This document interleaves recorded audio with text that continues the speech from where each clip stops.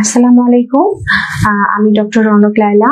আমি একজন infertility specialist ও gynaecologist.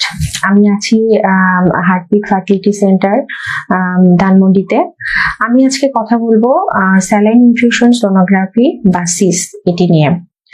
Saline infusion sonography বা সিস আসলে কি? এটি একটি ইনফার্টিলিটি ট্রিটমেন্টের ক্ষেত্রে যে সকল ইনভেস্টিগেশন আমরা করি তার মধ্যে খুবই গুরুত্বপূর্ণ একটা ইনভেস্টিগেশন হচ্ছে স্যালাইন ইনফিউশন সোনোগ্রাফি। তো আমাদের গর্ভধারণের জন্য যে 4টি বিষয় লাগে, যেমন পুরুষের বীর্য, আর মহিলাদের ক্ষেত্রে ডিম্বাশয়, জরায়ু এবং টিউব।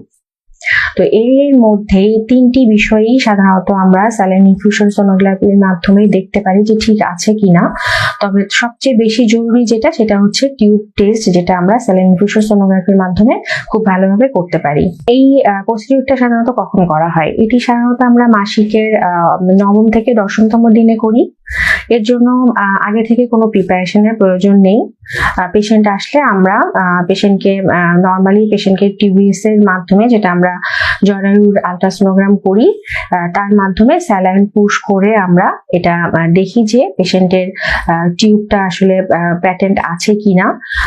এছাড়াও আমরা শুধু যে টিউব টেস্টই করি তা না, এর মাধ্যমে আমরা পেশেন্টের যে জরায়ুর যে মধ্যের যে জায়গাটা, যেটাকে আমরা বলি ইন্ডোমেট্রিয়ামে কিছু কিছু প্রবলেম থাকে যা আমাদের ইনফার্টিলিটি পেশেন্টের জন্য খুব প্রগনোসিস খারাপ, যেমন ইন্ডোমেট্রিয়াল পলিপ বা অনেক সময় ফাইব্রয়েড, অনেক সময় ভিতরে কিছু অ্যাডহেশন থাকে যা আমরা এই স্যালাইন ইনফিউশন সোনোগ্রাফির মাধ্যমে ভালোভাবে দেখতে পারি।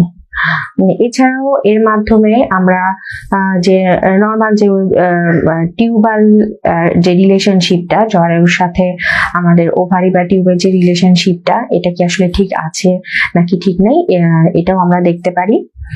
তো এই প্রসিডিউরের জন্য যে অল্টারনেটিভ একটা টেস্ট আছে, হিস্টেরোসালপিঙ্গোগ্রাম, তার থেকে এটা খুবই নর্মাল একটা টেস্ট। কেননা হিস্টেরোসালপিঙ্গোগ্রাফিতে পেশেন্ট অনেক পেইন ফিল করে, যেটা খুবই কষ্টদায়ক প্রসিডিউর। কিন্তু আমাদের এই স্যালাইন ইনফিউশন সোনোগ্রাফিটা রিলেটিভলি কম পেইনফুল, এবং এটাতে পেশেন্টের যদি নর্মালি কোনো প্রবলেম না থাকে তো টেস্টে সেরকম কোনো প্রবলেমই হয় না। অনেক ক্ষেত্রে আছে যে কিছু স্টেনোসিস থাকে মাঝে মাঝে, যেটা আমরা ডাইলেট করে নেই, এবং তখন অনেক সময় কিছুটা পেইন পেশেন্টরা ফিল করে। বাট এটা আসলে ভালো, কারণ কিছু অল্প যদি স্পাজম টাইপের যদি কিছু থাকে তো সেটা এই পুশের মাধ্যমে ফ্রি হয়ে যায়, টিউবটা ব্লকটাও আসলে তখন ভালো হয়ে যায়। এটা খুবই ইম্পর্টেন্ট একটা ইস্যু।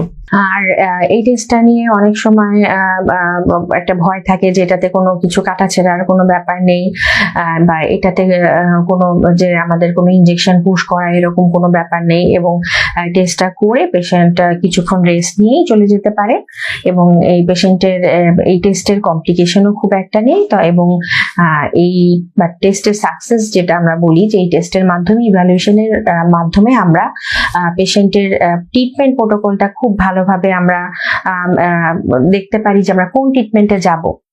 কারণ টিউব যদি প্যাটেন্ট থাকে সেক্ষেত্রে আমরা এক ধরনের ট্রিটমেন্ট প্রিফার করি, আর যদি টিউব যদি প্যাটেন্ট না থাকে সেক্ষেত্রে আমাদের আসলে ইনভেসিভ প্রসিডিউর আইভিএফ পর্যন্ত আমাদের যেতে হতে পারে। তো এটা আসলে খুবই ইম্পর্টেন্ট একটা ইনফার্টাইল কাপলের জন্য যে স্যালাইন ইনফিউশন সোনোগ্রাফিটা। সো এটা নিয়ে কোনো ভয় পাওয়ার কিছু নেই, এবং এটার মূল্য খুব কম অন্যান্য ল্যাপারোস্কোপি বা হিস্টেরোসালপিঙ্গোগ্রামের চেয়ে, যেটা পেশেন্টরা ইজিলি অ্যাফোর্ড করতে পারে। তবে এইসব ওষুধ দেওয়ার আগে আমাদের পেশেন্ট ইভ্যালুয়েশনটা আসলে খুব দরকার, কারণ আমরা পেশেন্টকে আসলে দেখি যে তার অ্যান্ড্রোজেনিক ফিচার্সটা কতটুকু আছে, বা আমরা টিবিএস এর মাধ্যমে দেখি যে পেশেন্টের সিসটা কতগুলো বেশি, ভলিউমটা কত বেশি, এগুলোর উপর ডিপেন্ড করেই সাধারণত আমরা এই ওষুধগুলো প্রেসক্রাইব করে ফেলি।